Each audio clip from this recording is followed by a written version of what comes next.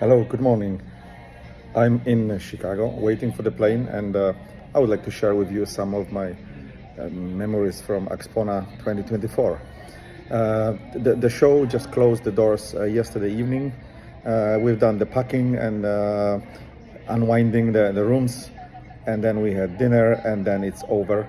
And it's time to go home, time to prepare for Munich, which is the next big show where Lampizator will be showing our products. I love to be a consumer at big shows. I like to be the reviewer. I like to see the rooms. I like to meet people. So I'm not staying in, so to speak, my room. I go to other rooms to experience the show the way that people will experience, and then I go back to our room to see where we stand as a point of reference. So this year was a fantastic show. Everybody will tell you that because the venue is phenomenal. It's huge. It has many interesting rooms, big common space to chill out, spacious corridors, and luckily this year was the best Chicago weather ever at AXPONA that I remember. Sunny, dry, beautiful, so we could enjoy going outside during the show or taking a walk or going to the dinner afterwards. I wish I could be subjective in judging our rooms.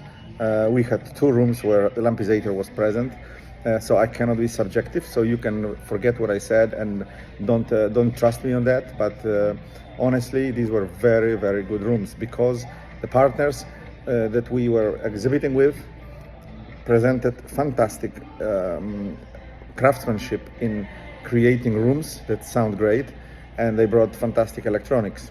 The first room was Acora Acoustics, a Canadian firm known for making loudspeakers with cabinets made of stone. They use different kinds of stone, be it granite or be it marble or crystals or a mix of the above. In any case, there is no wood involved and no concrete and no metal, just pure stone.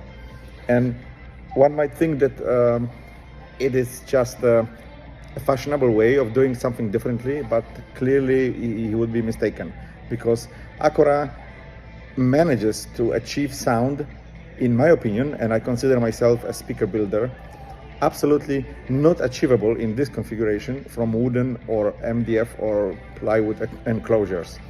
The use of stone gives rigidity but keeps the music musical. It is lively, engaging, entertaining, it's loud, it's dynamic. Everything you can like about a given room is there. And you need good electronics to go with that, and VAC, company from Sarasota, Florida, our old friend and one of the most established legendary companies from US. They provide phenomenal amplifiers which can power big systems because the VAC is a tubes company with big power. Also, they have smaller amps that power the small system in the corner, and that was the biggest shock. So you have a ballroom where you could have 1,000 people dancing in a ball, or hold a conference for a big company, and in that ballroom you have small speakers tucked in a corner, and they produce such enormous wall of sound that people simply were pinching themselves, not believing that it's possible from speakers of this size. So our Poseidon DAC was very happy in that configuration, and I could not leave that room whether they played digital or analog from SAT, the Swedish audio technology turntable, famous for being the most expensive turntable in the world. And I'm happy to know Mark Gomez, its owner and creator and main engineer for many years. So SAT and Poseidon, what a pair, what a couple. Another room that I was involved in, and our distributor Lampizator North America was involved in providing Poseidon DAC to the room with von Schweikert loudspeakers. and Westminster Labs solid-state amplifiers from Hong Kong. The combination of von Schweikert with Westminster was very lucky because Westminster is a Class A, so it's very musical. It's also made in a way that makes it extremely transparent, and it doesn't lose any musicality versus tube amplifiers. But also it provided a four monoblock of 100 watts per channel to power the von Schweikert speakers. So even though the speakers were not very large, they benefited from this additional authority and drive from solid state, while the source, being our Poseidon DAC, provided not only great music but also added the tube element that made the solid state system more listenable, in my biased opinion.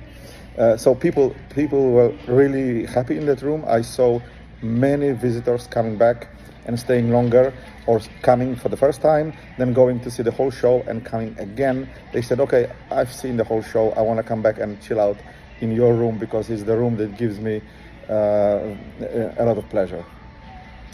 So these two rooms were very interesting. Also, we had Horizon DAC on the 14th floor with the Inuos server and Rockport speakers.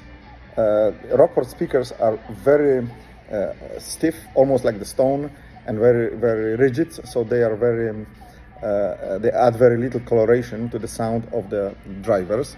That means that the sound can be completely detached from speakers. You can hear the sound coming from everywhere, and you cannot tell where the speakers stand or what size they are or how far they are. This is called the disappearing act, and it's very good with Rockport. So Horizon DAC with Rockport, it was a very good combination. Inuos makes servers on different price points.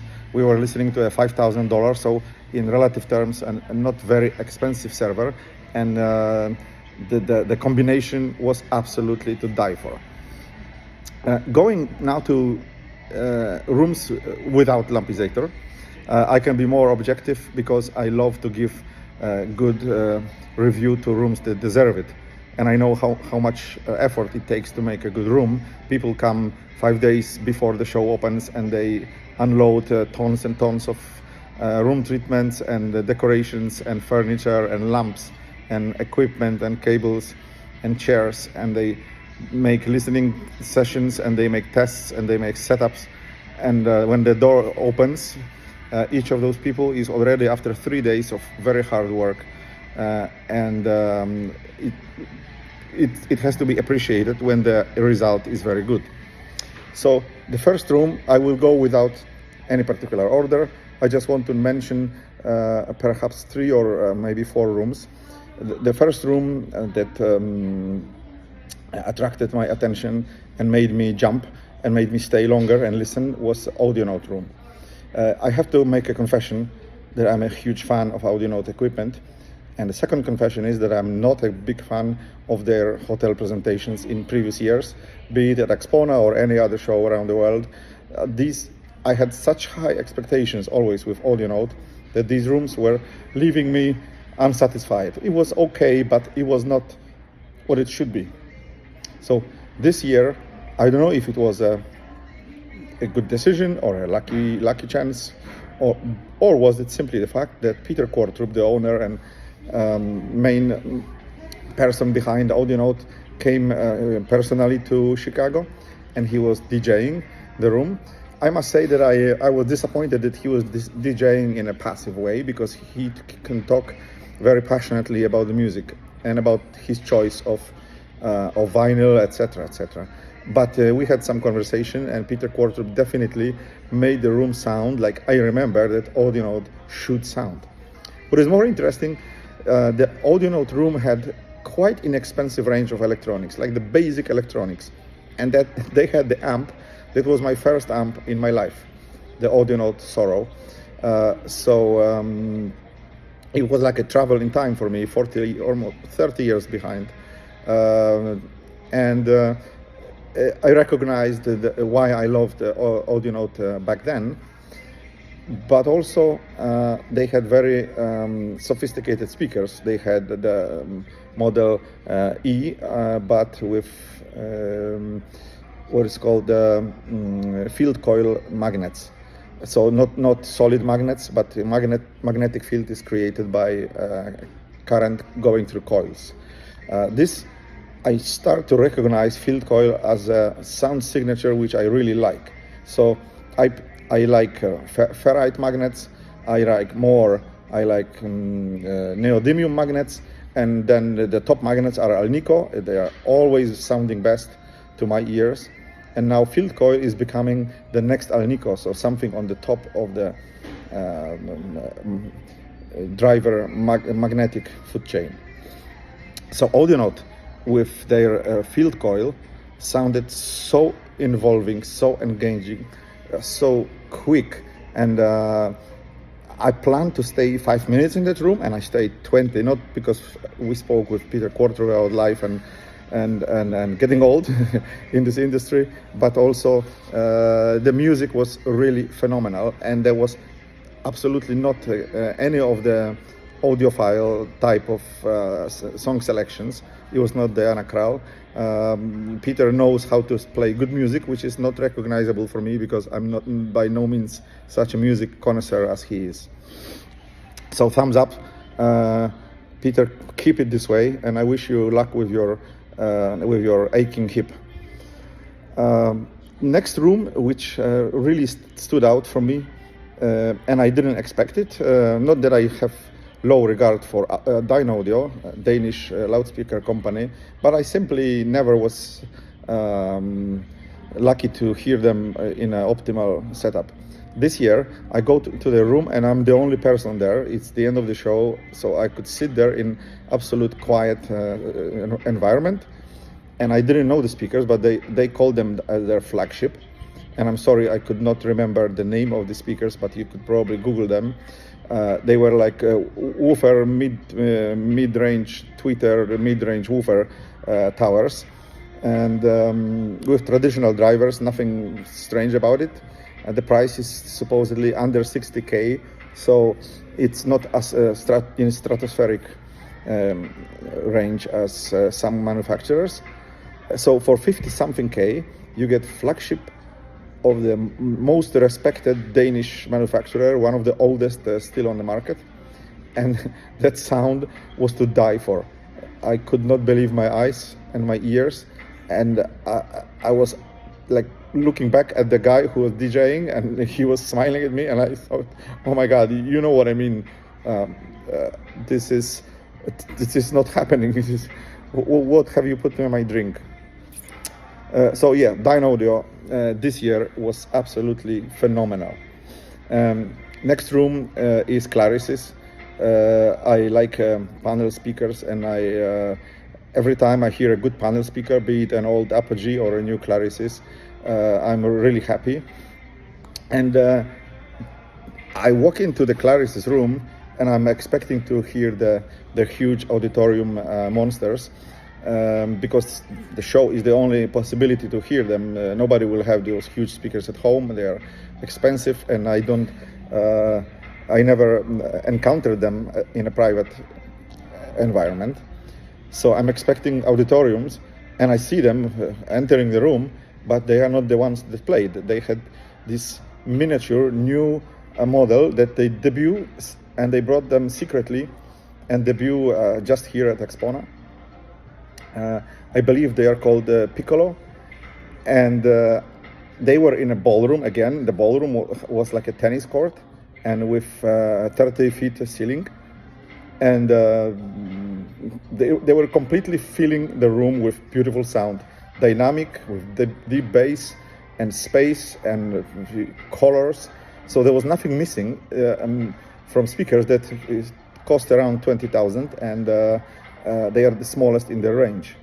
So they managed to create a wolf in a sheep's clothes that I can recommend. If you have a chance, please listen, because you will be surprised that something this small can make such a nice, beautiful sound. And I know what I'm saying because I have a pair of the bigger siblings at home. So yes, my last review would be a company that I never heard of, and I must admit that it was bad on my part, because I should have known them better. They are from Germany, and they exhibit in every show. I just never had a chance to listen. The company is called Wolf von Langa, and they make field coil speakers, again, high efficiency boxes. The speaker, I have to look at my paper, was called WVL 23216 London. It's a two-way, three driver system. I didn't know who they were, so I go in the room, I sit down, and then when the first note was played, I almost jumped. I look around and I sit again, and they play, and I say, what is this? They didn't understand my reaction, but I was really, really happy. This is people who know me better. They know that I love open baffle, and I like big paper drivers, and I like mid-range made with paper, and they had everything that I like, and they play exactly how I like. So if I was shopping for if I was just a consumer shopping for a system, I would look no further. I would just stay there and buy whatever they had in that room. So Wolf von Langa is something to be considered when you see the next show, and maybe they will be there. Please don't miss that room. And I hope to see them again in Munich, because for sure it's their home country and they will be there. And I hope maybe I meet the creators of these speakers to talk a little bit about how I appreciate what they did. So good job. The show is over. I'm going home, take some rest, and see you in the next show. See you in Munich. Bye bye.